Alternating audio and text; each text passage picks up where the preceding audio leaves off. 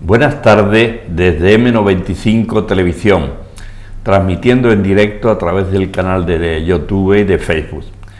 Es el retorno después de haber estado encerrado estos 2 meses y pico.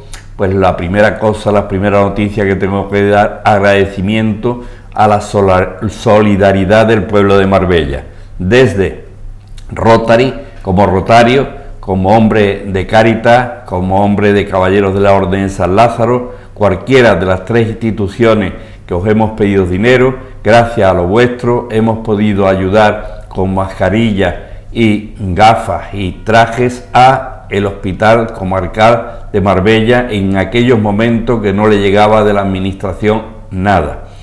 También hemos podido ayudar y seguimos ayudando con el tema de alimentos a través de las 7 parroquias que hay en el término municipal de Marbella, y donde en cada parroquia hay una Cáritas, y donde se han dado comida para cerca de 15.900 familias durante este tiempo. Eso quiere decir que nos estáis ayudando para ayudar al que más lo necesita. Hay que tener en cuenta que se ha visto cómo a Cáritas han venido personas que no habían venido nunca. O sea, no solo esos pobres de siempre que necesitan que se les dé de comer, sino también otros que se han visto en las circunstancias, pues personas que estaban trabajando, tanto el marido como la mujer, pero los dos lo han mandado al ERTE. El ERTE no ha pagado el gobierno todavía a nadie, o por lo menos de las personas que van por allí a pedir comida, es porque no le ha llegado el sueldo ya de 2 meses y medio, ya casi 3 meses, pues los ahorros pocos que tenían, pues se lo han llevado y tenían que pedir para comer. O sea, la verdad ha sido una desgracia, está siendo una desgracia, y por tanto cualquier ayuda que podáis hacer llegar a cualquiera de las parroquias del término municipal son bienvenidas, porque todas tienen necesidad. Y ya sin más, pues vamos al día ameno de hoy, que empezamos con una bonita intervención a nuestra amiga Nicole, que ya la hemos tenido otra vez aquí. Nicole, bienvenida. Gracias, Antonio. Como sabéis, Nicole pues ha escrito 2 libros, uno de La exiliada para siempre, que hablamos el otro día, y otra de perfumes. Entonces la de perfumes es lo que más vamos a hablar hoy. Pueden encontrar estos libros en Amazon sin ningún problema. Entonces se llama Moda y Perfume, es el título del libro, donde ella nos va a hablar un poco de todo eso que nos gusta y que muchas veces no tenemos claro cuando vemos las marcas. Digo, esta marca, ¿por qué? Esto que ha pasado aquí, esto por qué huele así, esto por qué huele asado, por qué me engañan ahí por la calle ofreciéndome unos perfumes muy baratos y que tú los hueles en el momento y dices, ¡ay, pero si huele bien y es barato! Bueno, pues hay de todo la viña del Señor. Nicole es una especialista del tema y nos va a hacer llegar con sus conocimientos un poco de todo este tema. Bienvenida, Nicole, nuevamente, gracias por venir y tienes la palabra. Gracias a ti, Antonio. Primero, antes de hablar de todo eso, quisiera decirte que apoyo totalmente las palabras que acabas de decir. Yo paso varias veces ante unas parroquias y veo unas colas de gente impresionante, porque Cáritas da comida a toda esa gente, y yo pregunto por qué no hay esas colas ante los despachos del PSOE y del partido de Podemos, que están cerrados a cal y canto. Bueno, ahora no vamos a hablar de política, yo voy a empezar con lo de los perfumes. Quisiera decirte primero de que también Exiliada para siempre se vende en el Corte Inglés, tanto sobre la web del Corte Inglés como en la tienda misma. Bien, yo pienso que moda y perfumes es un tema bastante interesante de tratar hoy, sobre todo después que en estos tiempos huele todo muy mal, los perfumes vienen muy bien. Voilà, y que la mayoría de la gente empieza a salir recientemente del confinamiento, entonces hay que levantar un poco también el ánimo. Hay que decir una cosa, es que Moda y Perfumes es mi segundo libro sobre el tema. Y quise en la primera parte hablar de la compleja relación del hombre con sus olores sagrados y profanos, por un lado, y con la moda, por otro. En la segunda parte hablo realmente de toda la progresión y el lanzamiento de los grandes clásicos de la perfumería durante la Belle Époque, los años locos, la posguerra, tanto en Madrid, París que en Nueva York. Son épocas donde han ocurrido muchísimas cosas y que hay que resaltar, porque al fin y al cabo la perfumería es un arte. Tú lo sabes, es un arte, mientras que la pintura deleita la vista, el perfume tiene un objetivo único y exclusivo, el de deleitar el olfato. Y el olor en perfumería es una emoción olfativa que da placer a nuestros sentidos. Y como la moda es un lenguaje, un fenómeno cultural que representa una cierta época, unos momentos interesantísimos porque la historia va cambiando y la moda y el perfume siguen ese mismo impulso y sobre todo representa un poco nuestra personalidad. Pero ¿por qué nos perfumamos? Por miles de razones. Tal vez para sentirse vivir, por cuestión de higiene, por narcisismo, para provocar, seducir o sentirse bien en nuestra piel, ¿no? Es preciso recordar que el origen del perfume remonta realmente las noches de los tiempos. La palabra perfumare es latina, perfume, perfumare. ¿Y por qué? Porque se solía quemar hierbas odoríferas cuyo humo se levantaba hacia el cielo para apaciguar a los dioses, mientras sumían a la gente en un éxtasis religioso. Pero muy rápidamente, el perfume, pasando de su vocación religiosa, pasó a realmente el pueblo mismo, porque no hay moda que finalmente no desciende en la calle. Fue a través de España y de los cruzados que el perfume fue introducido en Europa, porque no cabe duda, al fin y al cabo, el perfume, el olor, es una llamada al amor. La otra vez estábamos hablando de la relación entre erotismo y perfume. Rasputín olía a macho cabrío y las mujeres le adoraban. Así es, así es. Y el olor de la mujer es para el hombre el principal excitante genésico. Es decir, que existe un lazo muy profundo y una relación muy profunda entre erotismo, amor y perfume. La particular atmósfera, por ejemplo, que engendran música y perfume, estimula la imaginación erótica hasta el punto de considerar el perfume como un elemento indispensable en todo acto sexual. Pero no vamos a llegar por ahí, vamos a seguir porque elegimos un olor o un perfume, es porque el olor nos atrae, porque pensamos que por intuición conviene a nuestra personalidad. No hay que elegir un perfume si no estamos realmente convencidos. Hay que encerrarse normalmente en una habitación tranquilamente con una muestra. Y digo una muestra porque muy a menudo en las tiendas se ven las señoritas que te ofrecen el pequeño papelito con el olor que puede ser una maravilla, pero sobre tu piel el perfume es una reacción química. Claro. Y puede realmente cambiar totalmente. Por eso un mismo perfume sobre dos personas distintas van a oler de manera totalmente diferente. Pero bien, es interesante saber que el perfume siempre se ha amoldado a las épocas. Por ejemplo, en el siglo XVII era de buen ver perfumarse, y perfumarse mucho, porque con eso se tapaban los malos olores que había. Exacto. Era para tapar el mal olor. Los malos olores. Mientras que en el siglo XIX fue el momento en que Francia, sobre todo, ¿y por qué Francia? Porque Francia, la corte de Versalles era una corte realmente muy suntuosa, mientras que en España, en aquel tiempo, reinaba la sobriedad. Y así fue como Francia, a pesar de que fue España que introdujo los perfumes en Europa, fue Francia realmente que los desarrolló, ¿no? La corte de Versalles recibió incluso el nombre de corte perfumada, porque había tantos perfumes y además había una cierta etiqueta en el siglo XIX que la gente tenía que usar un perfume distinto cada día.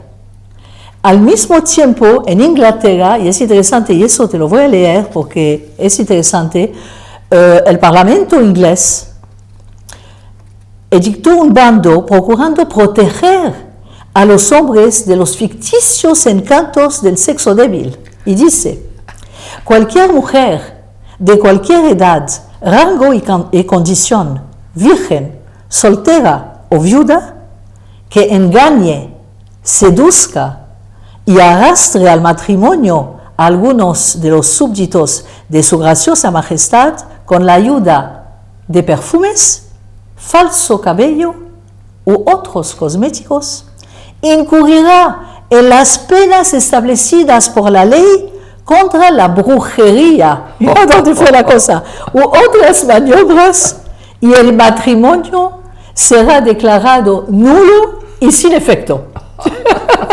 ¡Qué tiempo! Son tiempos. Entonces, en mi libro quise contar no solamente perfume y moda, pero el ambiente que había en esta época. Cuento, por ejemplo, cómo la promoción y la emancipación de la mujer ilustran los primeros años de 1900. No es algo nuevo lo que estamos hablando de emancipación de mujer en nuestro siglo XX o XXI. Cuento cómo en la Plaza Vendôme se convierte en realmente el centro de la elegancia, como un Louis Renault de los coches, de los coches que conocemos hoy. Louis Renault, a los 23 años, hijo de un fabricante de botones en aquel tiempo, obtiene un gran éxito con el primer coche con carrocería cerrada. Los hermanos Michelin inventan el primer neumático desmontable. Y la casa Peugeot, en aquel tiempo conocida en la industria francesa por las prendas íntimas femeninas, como tú ves, no tiene nada que ver con los coches, pero ponen en aquel tiempo en circulación el primer coche con neumáticos. Fue la época en que Bourgeois aparece. Rimmel se convierte en el proveedor de las cortes de Bélgica, de Holanda o del rey de Italia.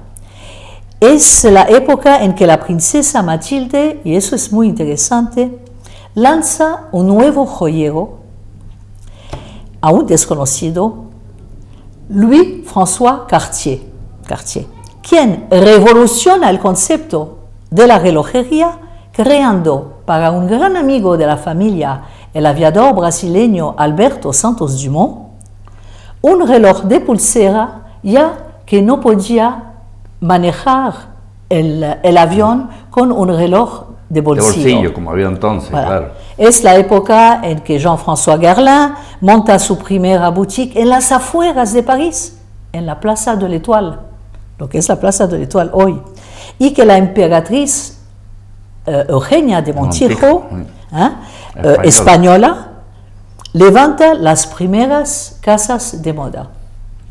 Es decir, que es un libro donde trato de crear el ambiente, hablo de los grandes clásicos de la perfumería.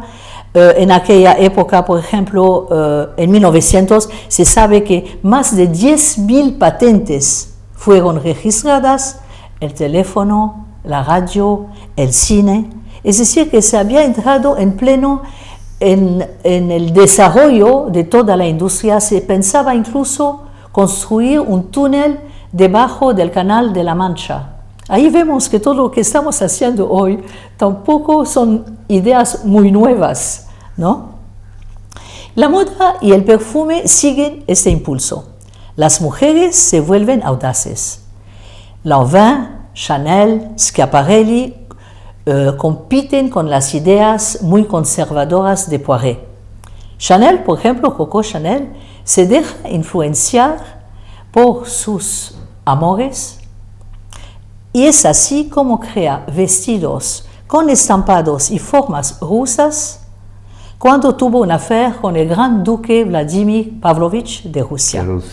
Se dice también que eso le inspiró para la forma del famoso frasco del Chanel número 5, creado en 1921. ¿No? Bueno, y que todavía tenemos. Todavía tenemos. Es lo que es interesante, es que los grandes clásicos que se crearon en esa época son perfumes casi número 1 todavía hoy. Por ejemplo, un Shalimar de Guerlain, 1925, fue creado para alabar, digamos, el amor del Maharaja que construyó el Maharaja de India, ¿no? De India, para la princesa Mumtaz Mahal, ¿no? Guerlain crea Mitsuko pensando en la ópera de Madame Butterfly. Se crea Vol de Nuit por los vuelos de Saint-Exupéry. Lanvin, en 1927, crea Arpège por su amor a la música. Son todos grandes perfumes que hoy en día se venden muy, muy bien y que han sido creados entre 1920 y 1935. ¿No? Y es interesante también subrayar que el frasco del perfume, tal como se concibe hoy, data de los comienzos del siglo XX y es a René Lalique y a su talento a los que debemos la idea que continente y contenido deben ir en armonía, ¿no? Fue el primero en decir que un frasco debe concebirse en función del perfume que contiene. Y ha sido un éxito porque efectivamente cuántas personas al hacer un regalo y que no saben de perfume, muchas veces se dejan llevar más por el frasco que por el contenido, para el desconocido. Es un atractivo importante a tener en cuenta. Y es interesante también decir que Lalique exportaba también sus frascos y uno de los que pasaban pedido a Lalique era Mirugia. Mirugia, que fue uno con Floralia y Gall, los tres grandes, digamos, perfumistas, casas de perfumería española antes de la Guerra Civil. Porque la época previa a la Guerra Civil en España ha sido una época de profundo desarrollo del sector de la perfumería. Madrid miraba siempre hacia París, capital de la elegancia y del saber estar de aquella época. El marqués de Salamanca empezó a crear el Madrid que conocemos hoy, de las grandes avenidas. La gente de bien iba a tomar el té en el Hotel Ritz, se paseaban en la Castellana. Madrid fue una época en que Madrid estuvo en plena expansión y aspiraba a convertirse en París. Alfonso XIII había inaugurado el primer metro, los bailes de máscaras en el círculo de Bellas Artes y el Teatro Real se ponía de moda, la mujer española, la española, empieza a sentirse vivir y por 5 pesetas la gente podía bailar y beber toda la noche en sitios como Maxim y demás que abrían sus puertas. Ese es todo un ambiente muy especial. Sí, es salir de la casa de la mujer que estaba recluida y que no salía a la calle a cambiar al ambiente de salir a participar con la sociedad en todos los sitios, de mano del marido o sola para ligar. Bueno, eso ya no voy muy allá. Gracias a los perfumes. Pero lo que es muy interesante es que estas casas de perfumería española empleaban grandes dibujantes como Prat Gabali, Ribas o Penagos. Y ellos empleaban las campañas publicitarias para esas grandes casas de perfumería para presentar a la mujer española como la gente quería verla, es decir, bella, alta, preciosa, cuidada, atractiva, sofisticada, elegante y con mucho estilo. Pero lo interesante es que en aquel tiempo el público comentaba esos dibujos, como hoy se comenta el estreno de una película. Y en la calle la gente se volvía al paso de un dibujante, como hoy nos volviéramos al paso de un artista de cine.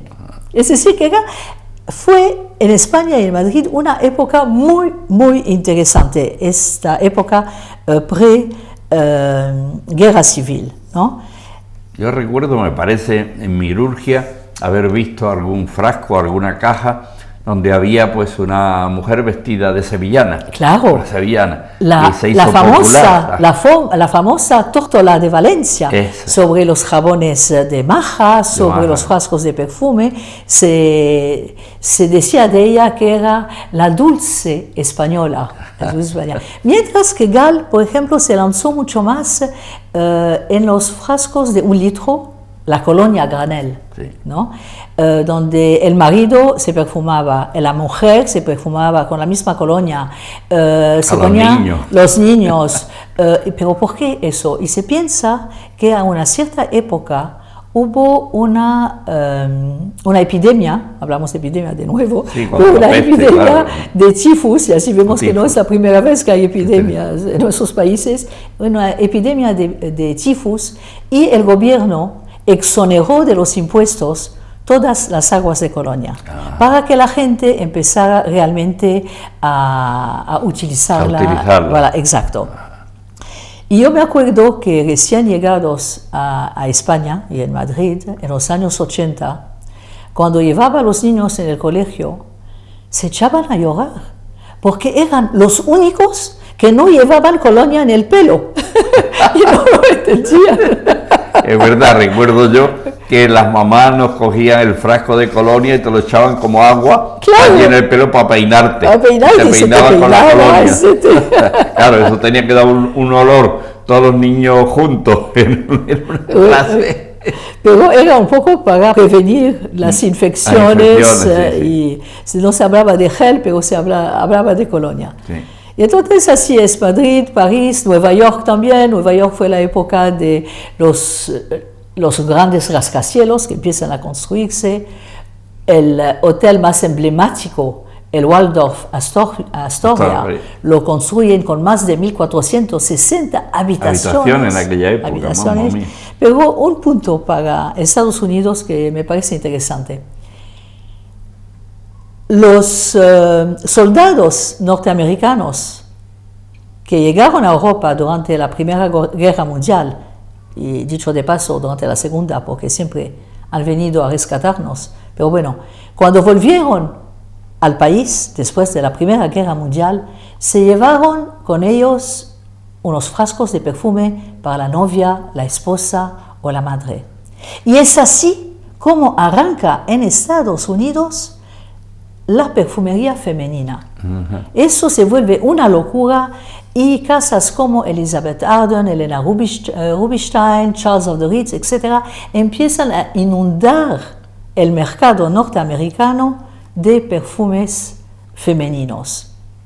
Yo quisiera solamente decir una anécdota aquí, es que cuando los señores Guerlain tomaron el France, era el France en aquel tiempo, para ir a Nueva York, hacen la travesía transatlántica, llevaban con ellos el famoso frasco de perfume de Shalimar y ofrecieron a todos los viajeros del barco un frasco. Así que llegando a Estados Unidos ya no se hablaba de Guerlain, se hablaba de Shalimar. Yo creo que hasta hoy en día Shalimar está más conocido en esta que la marca misma de Guerlain, ¿no? Son anécdotas, hay muchísimas anécdotas. Las promociones, eso depende. Muchas veces la promoción tira más el artículo en sí de quién lo inventó, de qué casa es. Correcto. Y la publicidad es muy importante. Sí. La publicidad ha sido tan importante en España que incluso la historia de la perfumería española se puede estudiar a través de la publicidad. Sí, viendo toda la cartelería, todos los dibujos, todas las cosas, se puede estudiar qué pasó en cada época o en cada año en el perfume español. Exacto. Sí. Pues nada, muchísimas gracias, Nicole. Hemos llegado a nuestros últimos minutos. Antes de despedirte, pues si se ha quedado algo en el tintero, pues adelante. Muchísimas cosas, pero si el tema interesa, yo pienso que lo más importante y lo más fácil es de conseguir el libro de moda y perfume sobre Amazon, que se vende tanto en la versión digital como de papel, que hoy en día no se puede vivir sin Amazon, no.